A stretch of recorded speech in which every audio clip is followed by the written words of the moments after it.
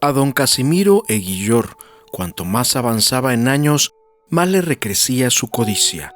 En vez de sentarse a cavilar piadosamente, aguzaba sus ingenios para ver el modo de agrandar sus dineros. Como las riumas le acortaban día a día el campo de sus correrías, ya no podía deambular con soltura por el mercado y los mesones y negocios adyacentes que frecuentaba su clientela, por lo que se vio precisado a trepar en un jamelgo viejo y hacer efectiva una hipoteca a su favor. Señalada por un labriego insolvente, así se convirtió en dueño de una amplia huerta, con establo, alfarería anexa y una vieja casona con patio, traspatio y corral. El corral, sobre todo, fue lo que más le cautivó para recoger lo hipotecado. Don Casimiro le hacía al agiotismo, administrando con mucha malicia sus dineros. Aborrecía los empeños grandes, prefería los préstamos cortos y a corto plazo, en los que los réditos no parecían dar mucho, pero la sangría era mayor, por una cuartilla o una peseta, o un peso o una onza de oro, prestados por 8 días, recaudaba una 10ª parte de ganancia.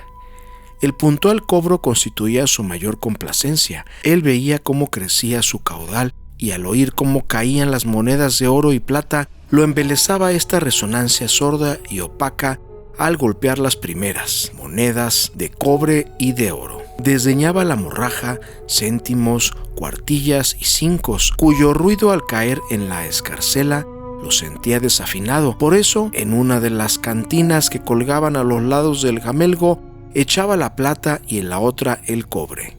Al llegar la tarde a la hora de las cuentas, cambiaba el cobre por la plata o por el oro, y así volvía a su casona a asolarse con el tintineo de las monedas al pasarlas y volverlas a pasar en montones, chorreando de una mano a la otra, en un atareo sin fin, para lo cual se encerraba en la pieza donde la acústica era la mejor y la resonancia mayor.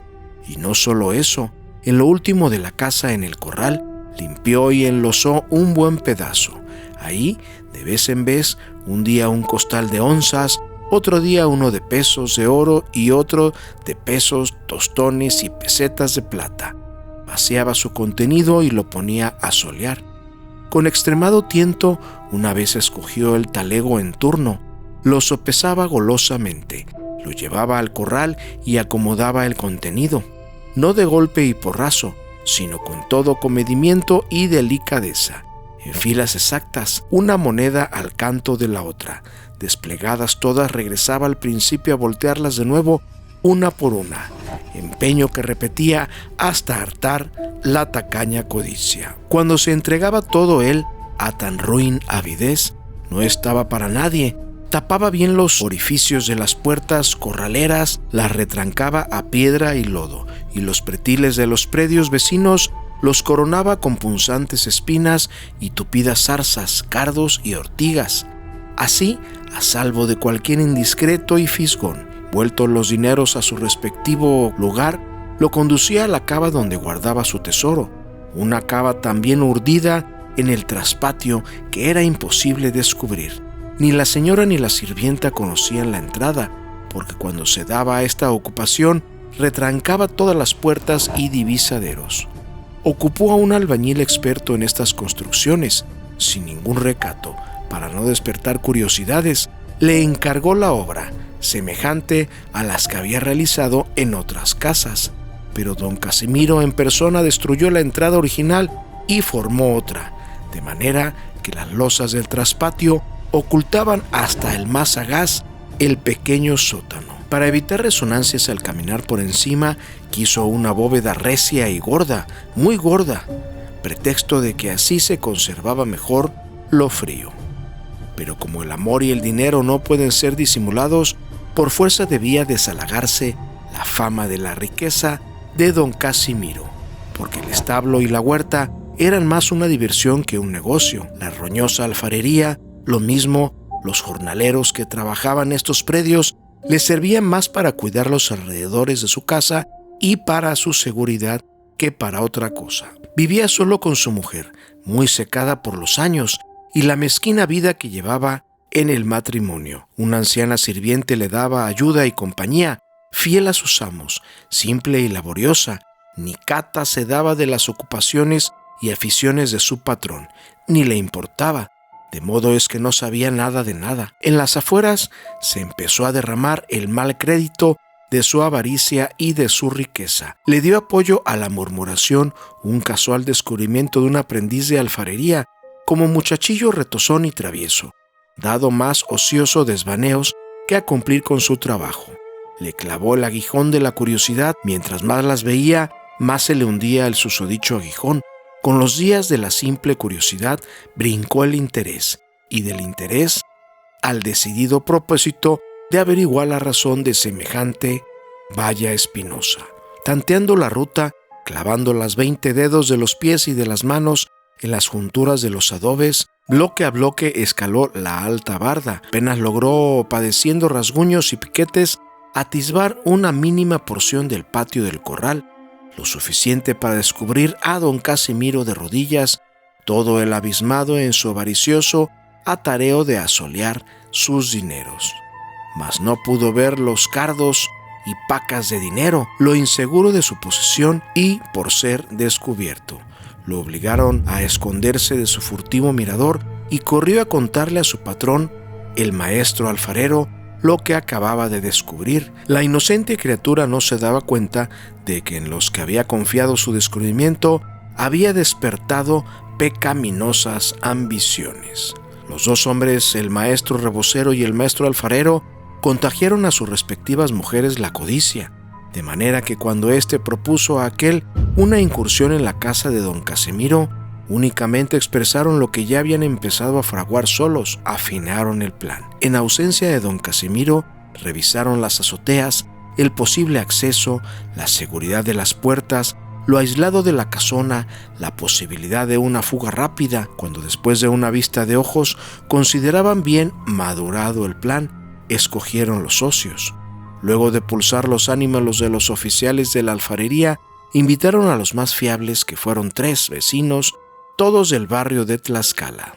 El día escogido en la sonochada, dice el acta de las diligencias por este delito, entre 8 y 9 de la noche del 23 de diciembre del año próximo pasado, 1876. Un grupo de hombres armados se introdujeron furtivamente en la casa habitación de don Casimiro, citada en el barrio de Tlaxcala de esta ciudad de San Luis Potosí. Entrando por la puerta de la cochera que se halla en el lado poniente de la dichosa casa. Una vez en el patio, sorprendieron a la sirvienta e intentaron amarrarla, imponiéndole silencio, mas no pudieron hacerlo con prontitud, y como se encontrara cerca de la cocina, la encerraron con violencia, asegurando la puerta con una tranca que colocaron en la parte de afuera. Pasaron enseguida a las habitaciones y en una recámara encontraron a la señora María López de Eguillor, sobre quien se precipitaron para cubrirla con unos harapes, golpeándola e injuriándola con palabras soeces. Penetraron al mismo tiempo 2 de los criminales a la pieza donde se hallaba haciendo cuentas el señor Eguillor. Se arrojaron sobre él para derribarlo y sujetarlo con cordeles, lo que lograron. Ya atado con los mencionados cordeles, perpetraron el robo del dinero y objetos que encontraron dentro y fuera de los muebles de la casa, sin violar las cerraduras, sino abriéndolas con las propias llaves. Más pareciéndoles poco el dinero, regresaron a exigirle que dijera dónde ocultaba su caudal, y como se negara a decírselo, le interfirieron varias heridas con un machete que uno de ellos llevaba, y ya impotente y herido, con una barra aguzada le infirió una herida penetrante en la cabeza, del cual falleció. Perpetrados estos crímenes, recogieron cuanto pudieron llevar consigo, y realizado este último delito, huyeron los asaltantes para ir a repartirse el fruto de su sangrienta depredación.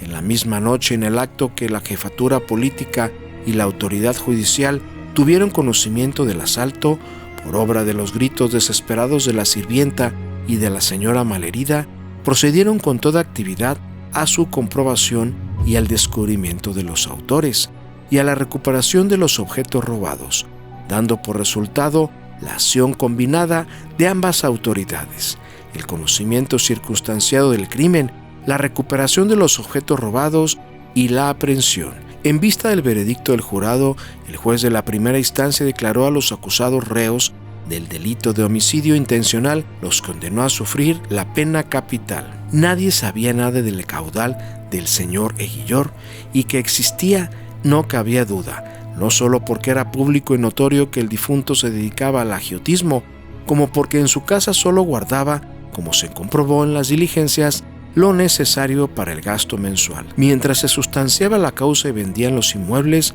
muchos robos, hurtos, brincando bardas, invadían el corral y el traspatio y aún el patio, echando las varitas detectoras, el péndulo y otros artificios, con la complicidad de clarividentes, cartomancianos, adivinos y brujos.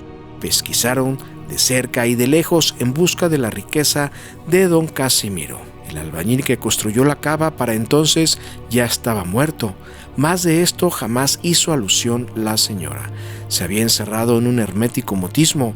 El mismo día, o más bien en la misma noche del día en que los delincuentes pagaron con su vida el delito cometido, retornó la zozobra al barrio. Don Casimiro, ya a punto de dar el alma, alcanzó la confesión de un franciscano con el nombre Fray Pedro Espinosa, párroco del barrio de Tlaxcala, y solo él supo dónde enterró aquellos costales de oro y plata, y cuántos eran y cómo se abría la cava. También a Fray Pedro lo acosaron los codiciosos.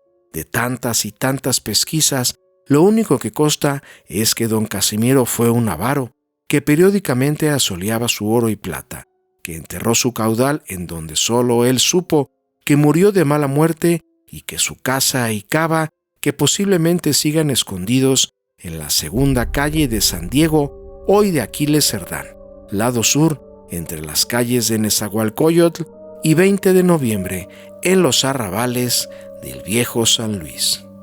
Si te ha gustado esta historia real de San Luis Potosí, por favor regálanos un like y suscríbete a este y a nuestro nuevo canal Explorando Historias. Hasta pronto.